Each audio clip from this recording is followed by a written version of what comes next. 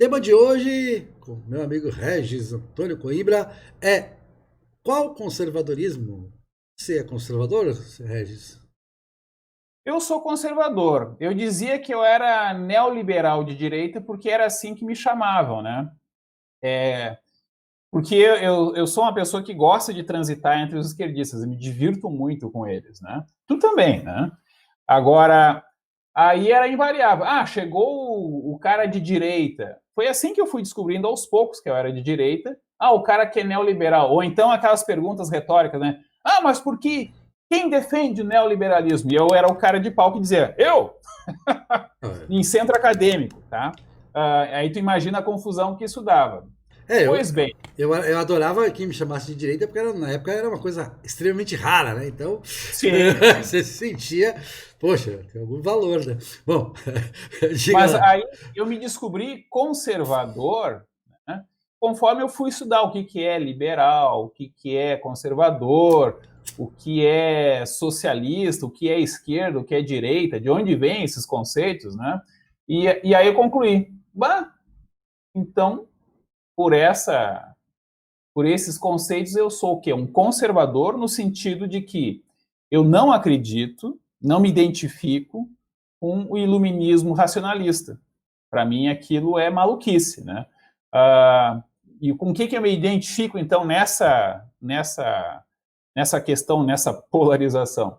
Eu me identifico com o iluminismo empirista. O pessoal lá, britânico, né?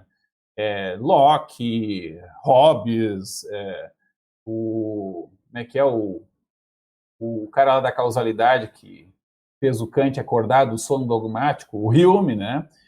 O que eu mais me identifico, na verdade, é o que eu mais li, pelo menos, é o Hume. Talvez em segundo lugar o Locke, né? O Adam Smith, talvez mais que o Locke. Sim. Mas é um pessoal que sempre pensa muito concretamente. Mais recentemente, nos últimos 5 anos, eu tenho tido por referência um cara que eu não tinha lido muito, tinha visto só referência a ele, um livro do Andrew Vincent, Ideologias Políticas Modernas, que é o Edmund Burke, né? E o que E caracteriza esse pessoal? Eles não têm, assim, uma ideia abstrata e a partir dela eles têm a pretensão de reformar o mundo. Não, eles analisam muito concretamente como é que isso funcionou, isso aqui funciona, essa instituição tem quantos anos, de onde é que vem essas até preconceitos, né?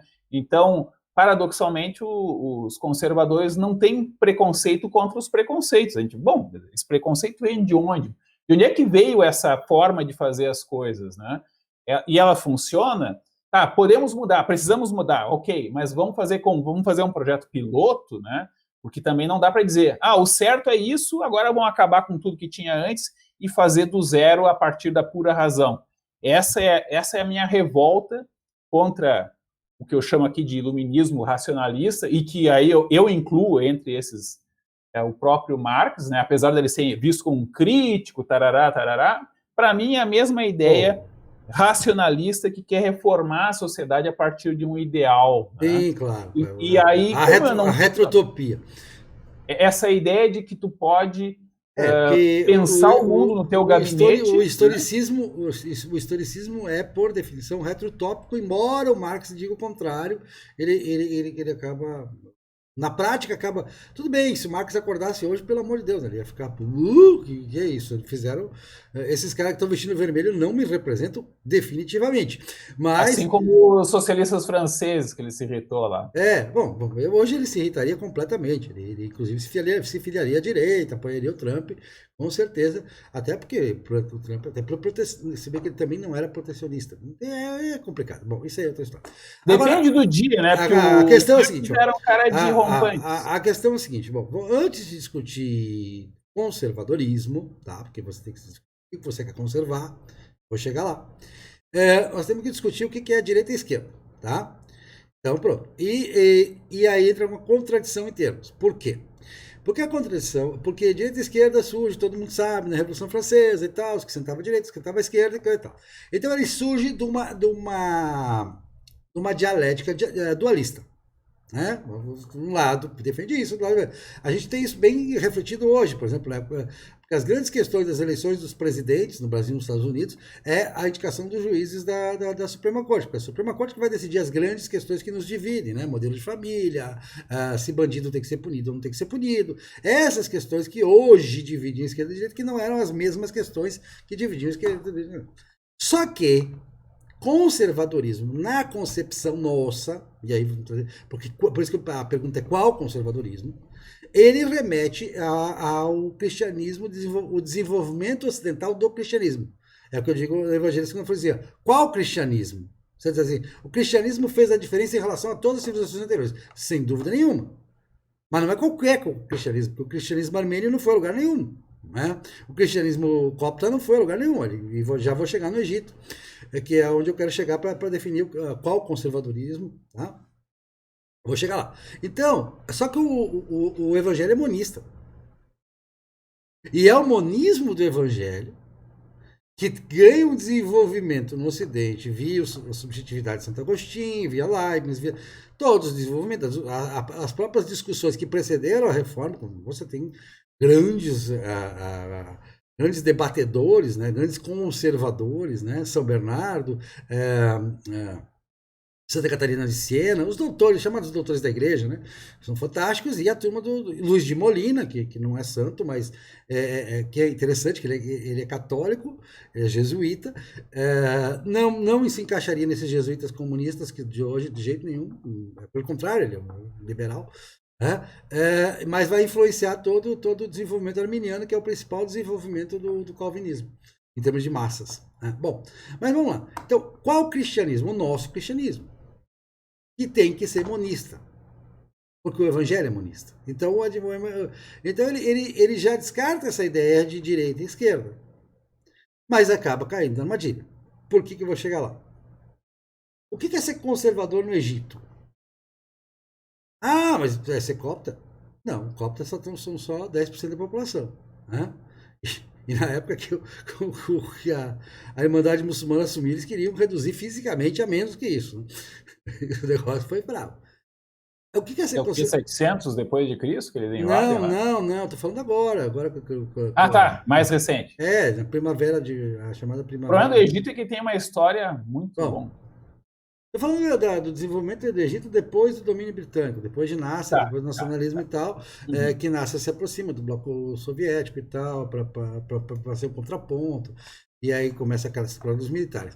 Então, se você puder comparar, eu acharia que a Irmandade Islâmica, a Irmandade Muçulmana, está mais para conservadora dentro do Egito, de um determinado ponto de vista de conservar, de legado dos antepassados, porque o conservadorismo remete muito àquela anão nos ombros de gigantes e tal, né?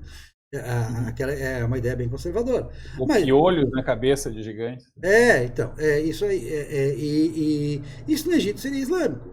E esses militares aí que assumiram o poder, eles seriam uma espécie de positivistas locais, né? São os caras bem, né? Vamos fazer. Fazer uma analogia conosco. Vamos pelo caminho mais racional, né? Vamos pelo caminho mais lógico, que esse negócio de Allah aí não tá com nada. Esse negócio de lei islâmica é uma porcaria. Que é o que o norte da África tá todo nessa linha agora. Os caras você vê que o laicismo tem avançado fantasticamente no norte da África, com dados. A juventude não quer mais isso. Acabou. Já viu que isso é uma porcaria. E não dá para viver no século XXI com isso. Né? O wahhabismo. Deus faz acontecer tudo o tempo todo, que é do Al-Ghazali, que vai dar no wahhabismo. Mas o wahhabismo, do ponto de vista da sociedade islâmica, que é uma sociedade islâmica, uma sociedade a egípcia, faria todo sentido. E o Sisi, que é o presidente agora, não faria sentido, não seria um conservador. Só que nós, conservadores do Ocidente, nós, conservadores do desenvolvimento ocidental do cristianismo, e aí eu me identifico até. Me identifico, sim, identifico, e depois nós vamos chegar no outro quadro que a gente vai falar do modelo de família, e aí a gente vai entender por que eu me identifico tanto. Tem o modelo daquela família única lá, que foi obrigado pela igreja, que os germânicos não eram assim, mas que nós trouxemos isso de Roma, enfim. É outra história. E que está no Evangelho também. Né? O Evangelho é fantástico, aquela passagem do Jesus da dureza dos vossos corações. Aquilo é assunto para um outro programa que eu acho fundamental a gente entender. Porque se a gente não puder ler o Evangelho, o que nós vamos ler? Não foi a partir daí que nós não cultuamos, nós não somos devotos a Deus segundo o Verbo encarnado, segundo Jesus Cristo, e nós somos devotos a Deus segundo Jesus Cristo, ainda que numa posição popperiana, que é aquela coisa de, eu sou ateu, mas eu admiro o cristianismo, porque existe essa posição conservadora também. Tem conservador ateu que admira o cristianismo. Já viu essa posição, né? Eu tive uma formação mais sincrética, né? Então... Só que acabei virando agnóstico justamente porque em casa tinha um culto, digamos assim, um bandista, espiritualista, tico-tico no fubá, misturava tudo, né? E no colégio fiz a primeira comunhão, e aí acreditei quando disseram que o outro estava errado, né? E acabei sem fé nenhuma, né? Mas admiro muito a tradição judaica. Judaico-cristã ocidental. Eu digo assim, quer ver Realpolitik, né? Lê os patriarcas bíblicos, são todos... mas aí você parte do... São todos caras excessivamente imperfeitos. Isso, né? A gente vai ter um programa sobre isso, Regis, eu acho que a gente tem que fazer um programa sobre isso, de que o edifício para em pé sem a fé, do ponto de vista rigorosamente racional, acho que para. Você pode ser conservador, né? Você pode tomar o lado, vai ter a mesma posição sem ter a fé. Um herói aí do conservadorismo publicitário, né, o Dalrymple. Sim, é outro que admira. Ele diz, olha, eu não sou um cara de fé, né, mas ele é um ícone do conservadorismo. O que é conservadorismo hoje em dia? Um admirador da obra cristã. Aqui no Brasil se tenta colar a ideia ou nos Estados Unidos também, do cara cristão, muitas vezes cristão como é que se diz? Não é nem protestante, é uma coisa posterior, como é que é o nome daquilo? Presbiteriano? Não. Pentecostal e neopentecostal. Né? Sim, arminiano. Que seria um cara burro, né? Por definição, quase, que eles tentam colar essa... Isso é um absurdo, isso é um preconceito absurdo. Por quê? Porque ele não é o cara de universidade, não é um intelectual de esquerda. Mas é o verdadeiro conservador. É o verdadeiro conservador. Quem está defendendo hoje, tanto nos Estados Unidos como no Brasil, quem está mantendo modelo de família, moral, homem comum, o verdadeiro conservador, o herói conservador é o católico que se revolta contra a tomada da igreja, a CNBB, que é o sindicato dos bispos aí, tomada da igreja pelos inimigos da igreja, né? Uma tomada interna por marxistas, odiosos de tudo, que tomaram conta Esse pessoal cristão, ele cresceu na época do Lula, né? Mas isso é outra história. Bom, isso é outro programa. Qual conservadorismo? A questão é essa. Qual conservadorismo? O que é ser conservador? Porque você pode... Eu entendo o seguinte. Direita e esquerda, dualismo não se deve. Claro que é delicioso você chamar de direita, adoro ser de direita. Qualquer debate que eu vou, eu digo, eu sou de direita, você começa bem, tua plateia já fica a teu favor, ou contra você, mas um contra... Arregar os olhos. Um contra curioso, né? Um contra respeitoso. Né? Todo esquerdista, como o esquerdista é profundamente dualista, o esquerdismo é profundamente dualista, toda a lógica esquerdista é dualista, por isso que é tão popular também, porque todo o dualismo sempre vai ser mais popular do que o humanismo, você como filósofo sabe disso. Então, ele acha legal, legal, direita e esquerda, adorei. Aurélio, o que eu quero chamar a atenção é que, como ser de esquerda virou a posição oficial durante muito tempo... direita é contra a cultura também. Os esquerdistas são cheios de pessoas que têm dúvidas sobre a sua própria fé, só que em público, claro, porque eles têm que afirmar que são bons cristãos. Lógico, exatamente. Não, porque que são bons esquerdistas. Nós da direita, aí o conservadorismo melhor ainda, né?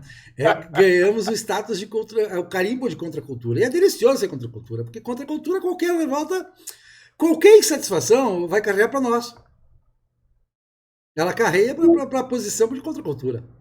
Por que o pessoal abandonou a insatisfação? Jamais. Porque a Igreja Católica virou de esquerda, na percepção popular brasileira. A insatisfação não pode cultuar o folclore. E a esquerda, há muito tempo, é folclórica. Ela tenta se reinventar, mas ela é folclórica. Ela criou um folclore. O problema, Aurélio, sim, bom, católico no Brasil é de esquerda ou é de direita? os bispos, o sindicato dos bispos é completamente esquerdista, marxista, extremamente radical. Stalin para eles é pouco, é gente popote mesmo. Papa, A teologia da libertação é uma das piores coisas, as piores ideias, concepções dualistas, é anti-evangélica, é anti-tudo. Essa gente é odiosa de tudo.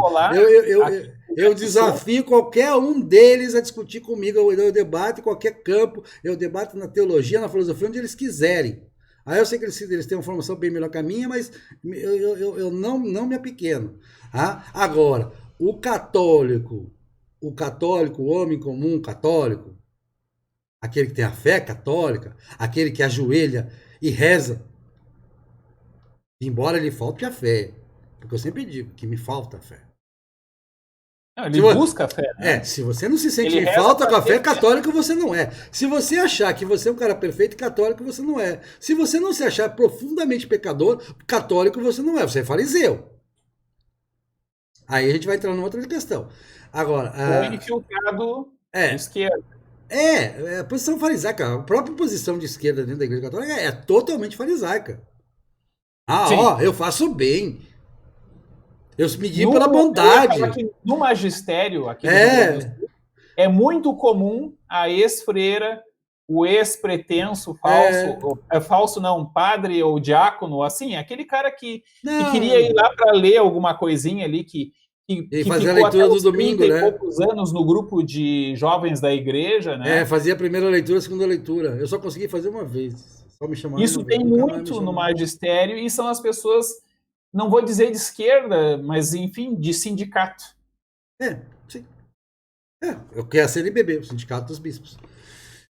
Mas é isso. Então, vamos responder a pergunta? Qual é o conservadorismo? O meu, o teu, o nosso? É um só? O meu conservadorismo é um conservadorismo que não é religioso, mas tem profunda curiosidade, gosto de ler sobre a religião católica, principalmente, né? Sobre várias religiões, aí também tem a questão de tu entender demais uma religião, assim como entender demais uma língua te ajuda a entender a tua própria, ou as que tu recusaste, de certa maneira, e a da tua sociedade. E o que me chama a atenção? As pessoas com quem eu dialogo e que não são tão de esquerda assim, elas também não são propriamente, elas não têm fé e elas não têm, digamos assim, paixão clubística para um grupo religioso ou outro. Né? Mas o que elas sentem? Se ser de esquerda é isso, se ser o cidadão de bem, ao contrário, é isso que eles tanto xingam, então eu sou esse cara feio, bobo e malvado de direita. Sim. É quase como que... Porque em política... É um pouco aquele fenômeno anti-intelectual americano, né, que o pessoal de esquerda é tão sofisticado que tem tanto desprezo pelo cidadão comum, e isso acabou sendo importado aqui para o Brasil, que eu acho que tinha, há uns 15, 20 anos, tinha muito mais reverência pelo pessoal da universidade. Hoje em dia, nossa intelectualidade, tem um profundo desprezo. A nossa intelectualidade, a nossa mídia odeia os hábitos do nosso povo, odeia de paixão. São eles completamente avessos ao pensamento e os hábitos do brasileiro comum. Isso é um divórcio completo. Né? Ainda bem, né? Porque ainda nos dá a chance de reagir. Porque política é dualista. A política, enquanto disputa política, ela é dualista. Né? Obviamente dualista. Eu provo isso, inclusive, dualista e negativa. Por exemplo, a disputa entre Pedro e Miguel pelo trono de Portugal no século XIX. Por exemplo. Uhum. Como é que os caras iam pra guerra por causa do Pedro ou do Miguel? Você fica pensando. O Miguel era o que defendia a monarquia. Não. Rapaz. Nenhum historiador sério. Não, a Maria nenhum historiador. Nenhum historiador. Aí eu vou falar um pouco da minha área.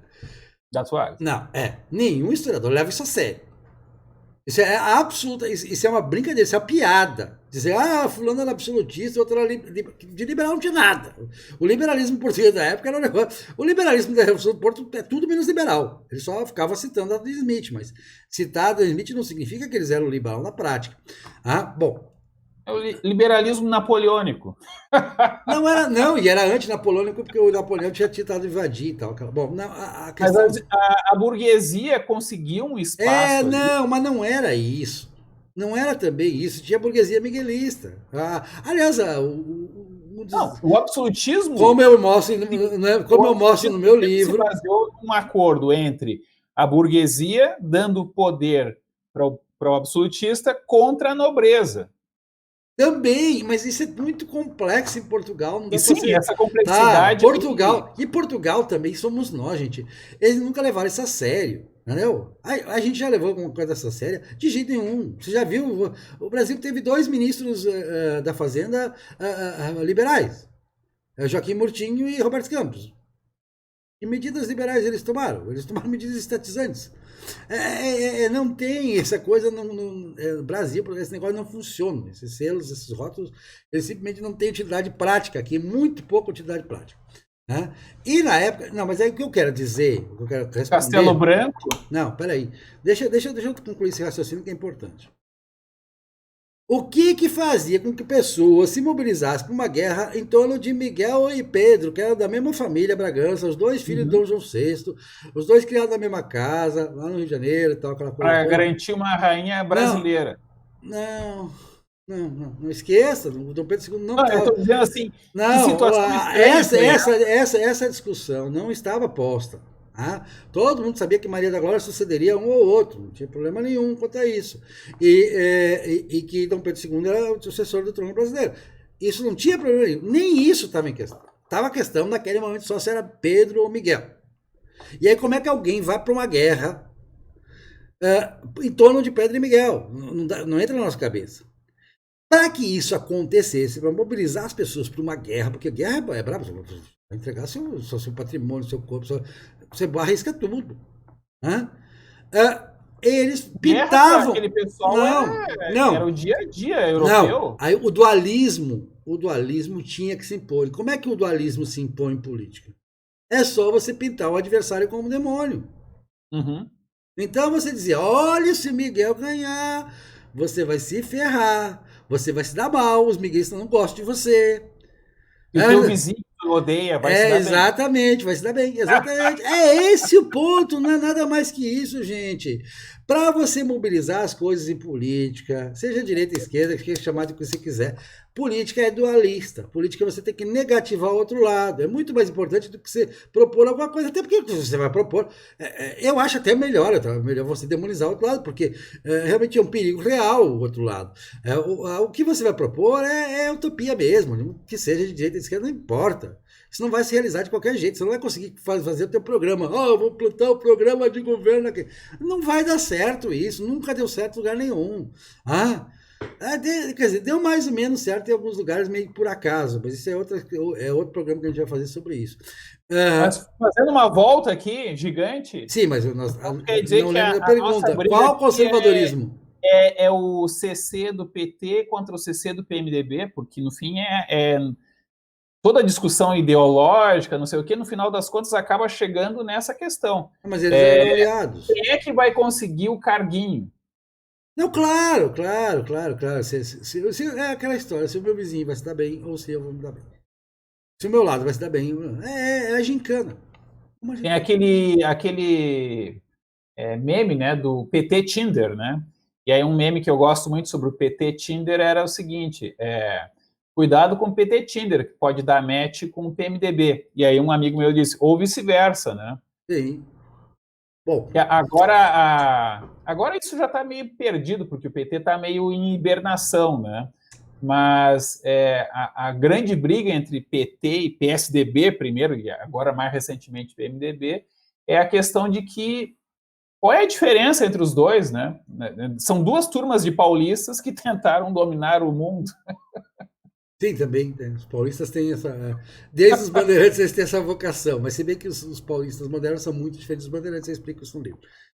Mas, enfim, só para concluir... Mas então os conservadores... Não, a pergunta... Somos aqueles que estamos tentando pensar a vida concreta do cidadão comum, porque a esquerda ela se descolou tão ferozmente do o cidadão de bem. Cidadão de bem virou ofensa entre esquerdistas, né? Foi a Marilena Chaui com Odeio a Classe Média, e mais recentemente com a questão do identitarismo translocado. Cidadão de bem é sinônimo de racista, homofóbico, tiozão, tipo Bolsonaro, né?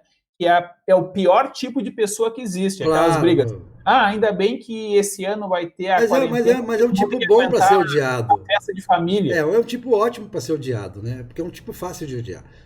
Ele tem mais dinheiro, geralmente. Bom, sim, mas é o tipo que tem dinheiro. Exatamente. O problema, a raiva dele é porque ele tem dinheiro, não é porque ele faz churrasco. Sim.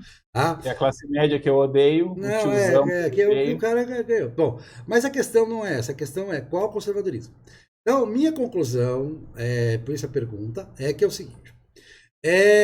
Se eu sou conservador, porque eu entendo que um certo tipo de desenvolvimento do cristianismo resultou naquilo que seria o gigante que capaz de conduzir o anão, ou seja, que resultou na melhor sociedade, disparado isso é óbvio, isso é inegável, de todos os tempos na história, a mais livre, a mais próspera, a que resolveu os problemas técnicos, resolveu os problemas até políticos, em grande medida. Instituições... exato, que criou as melhores instituições, enfim.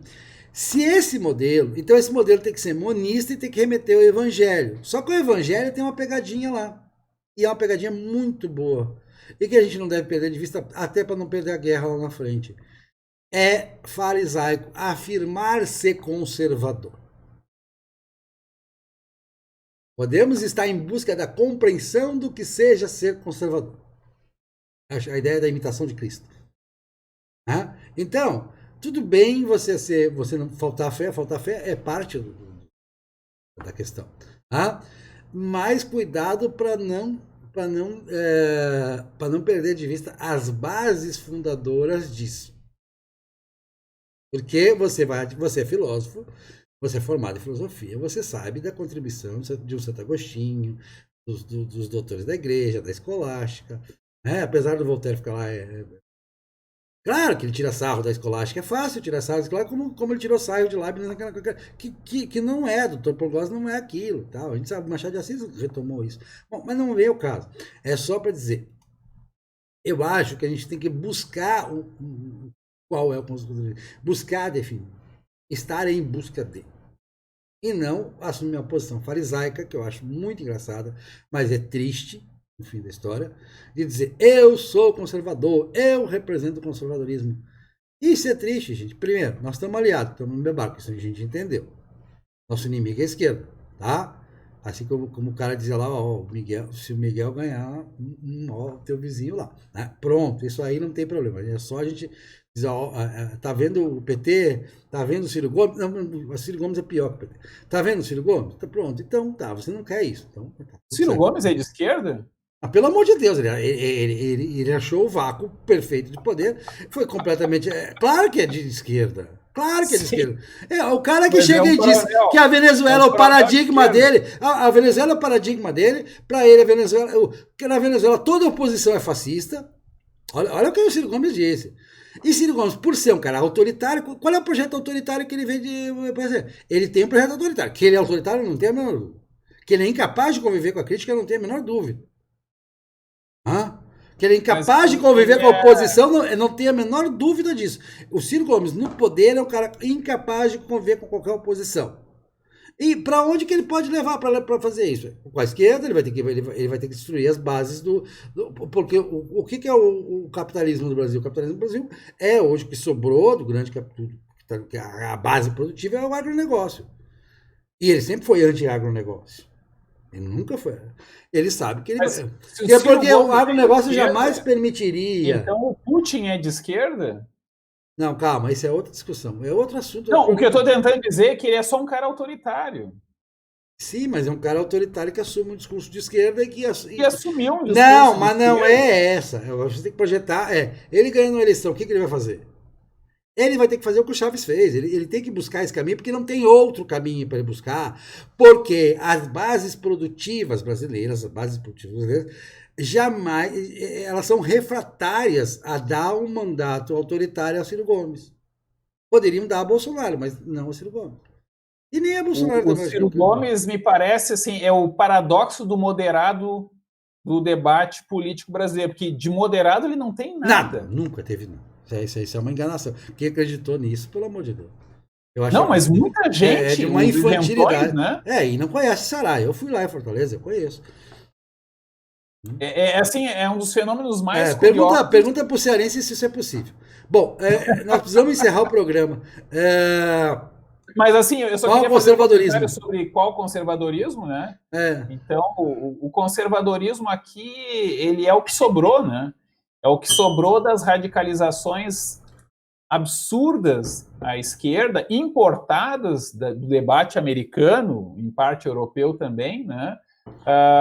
Eu acho que é difícil saber o que é ser de direita, porque é o que sobrou. É o que sobrou contra essa maluquice. Sendo-se que nessa pluralidade absurda do que são conservadores, ou ditos conservadores no Brasil, tem muito cara que é estatista, né? Tocou nesse problema. Quem é que é liberal no Brasil? Bom, isso você é liberal até entrar no governo. Até que tem que administrar e tem que dar os cargos, né? Tem que fazer o Não, mas não é só isso, é uma coisa bem complexa. Bom. E a questão da administração de um país como o Brasil, né? Tu não pode ser muito eficiente também, aquela teoria dos países autoritários, né? Uma sociedade muito confusa, muito autoritária, como de certa maneira é a nossa, ela tem que ser corrupta e confusa e não funcionar, porque se funcionar bem demais, algum grupo pode dominar. Talvez até se possa criticar que o projeto civilizatório brasileiro ele se aproxima, pelo menos na segunda metade do século XX, da confusão lá dos russos, né? Sim, mas o Brasil já foi rico e não teve esse problema. Isso é outro tópico, outro programa. Vamos fechar por hoje? Pode ser. Beleza, valeu.